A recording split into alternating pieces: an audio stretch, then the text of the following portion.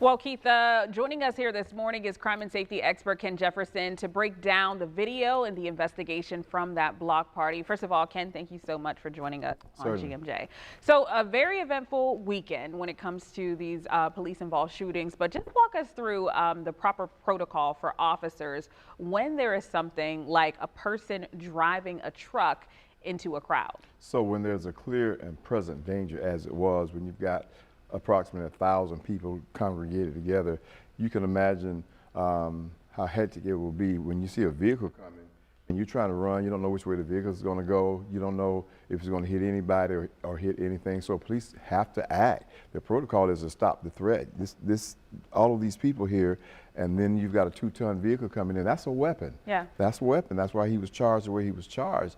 And then he made contact with folks. So officers have to do what they need to do to protect everybody there as well as themselves. By using force with their weapons, they're stopping another weapon. Yeah. So they did the right thing by trying to neutralize that particular threat. Now, many people in the neighborhood were saying you didn't have to use a gun. So when you say that it's proper protocol for an officer to use a gun to stop a car, does that make sense?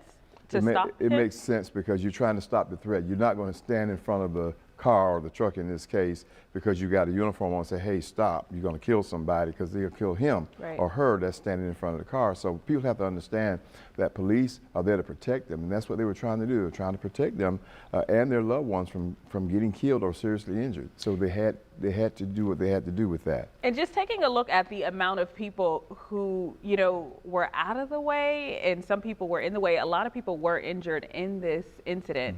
Mm-hmm. When it comes to these block parties, it's 2026 now. Mm-hmm. People on Facebook were commenting on this incident saying, that's exactly why I don't go to block parties anymore. Does that make sense? Well, it's a large crowd of people, and as you can imagine, there's drinking going on. It's a lot of people having fun and not really paying close attention to everything that's going on. They're just talking, laughing, and enjoying themselves.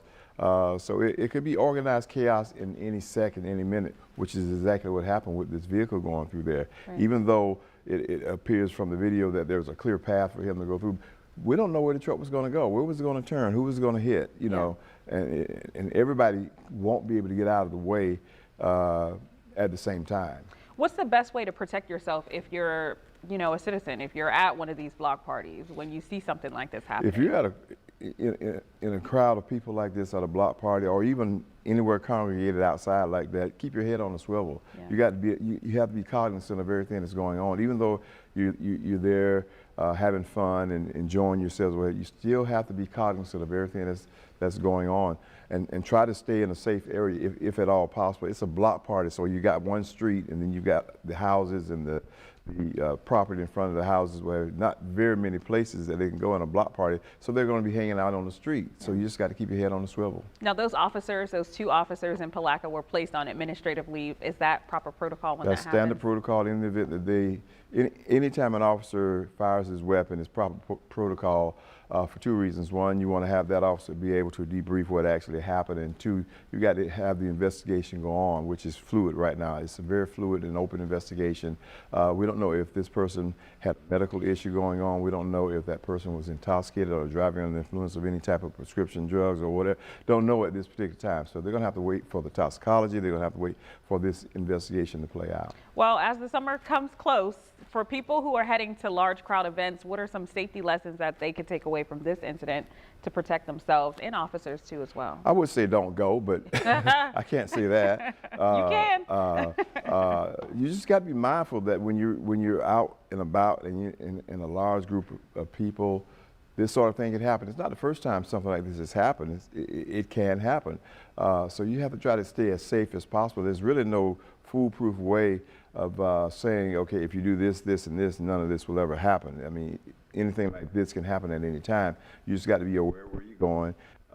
Look for places that you can run for shelter or or out of the way of something like this if it was to happen. Most people don't do that. They just go there and enjoy the festivities, whatever, not even thinking about an escape route or anything like that. So you have to now, like you said, it's 2026, you have to start thinking like that to protect yourself. Yeah, you check out those Facebook comments. There are a lot of people saying, I don't even go to, you know, concerts or things like that anymore, or in the parking lot. Things that you used to be able to do 10 years ago, it's not as safe anymore. Well, you don't have to hold yourself hostage. Right. You know, you still can get out and enjoy yourself. Just use wisdom when you do it. Concerts and things, they're not going to stop because of incidents like this. Police are going to make sure they beef up their security and try to make it as safe for people to come as they come to these sort of things. So you don't have to hold yourself hostage and say, I'm just going to stay in my house and I'm not going to do anything else. Don't do that. Yeah. All right. Well, crime and safety expert Ken Jefferson, thank you so much for joining us here on Good Morning Jacksonville. Of course, all this information will be posted on firstcoastnews.com. Ken, we also had another incident that took place with the 2 knives in Oakleaf too as well. I mean, is more incidents happening? Is it something about the weekend that takes place that, you know, more events that are happening, people find themselves in dangerous situations? Well, these are things that you can't predict. You can't patrol it. You can't be proactive with it because you don't know it's going to happen. It's all intimate type of stuff and things of that nature. Just got to, again, the same advice. You got to be cognizant of where you are, what you're doing, who you're with, because anything at any time can happen.